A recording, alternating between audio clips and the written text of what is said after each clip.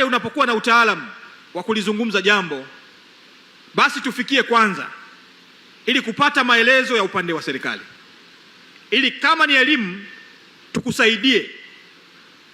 Kabla hujakwenda kutoa elimu, tukuambie kwa kina kuhusu jambo hilo. Serikali popote duniani, labda maeneo mengine, lakini wathibitishie hata kuwepo mtumishi hata mmoja atakayeonewa. Hili jambo la kwanza ambalo nataka nisisitize, si kwa sekta ya afya, hata kwenye sekta nyingine serikali hainunui mashine used. Hili jambo la kwanza ambalo ni vyema Watanzania wakalifahamu. Mashine hizi ambazo kwa namna moja watu wanaweza kudharau, ni mashine ambazo zimenunuliwa kwa gharama kubwa kwa kodi za Watanzania. Mashine iliyozungumzwa hapa na daktari kutoka pale Moi ni zaidi ya bilioni ngapi? Bilioni 3, zaidi ya bilioni 3.5. Ni kiasi kikubwa.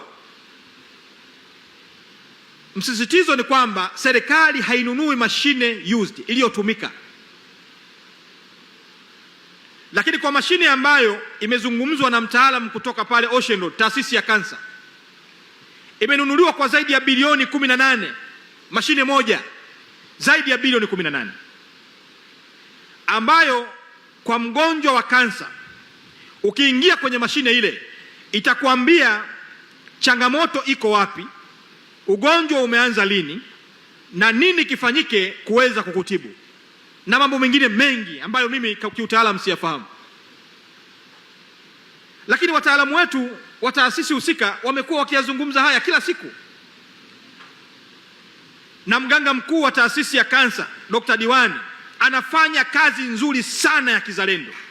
Kila siku yuko kwenye media, kila siku anazungumza na Watanzania maboresho makubwa ambayo serikali imeyafanya kwenye taasisi ya kansa.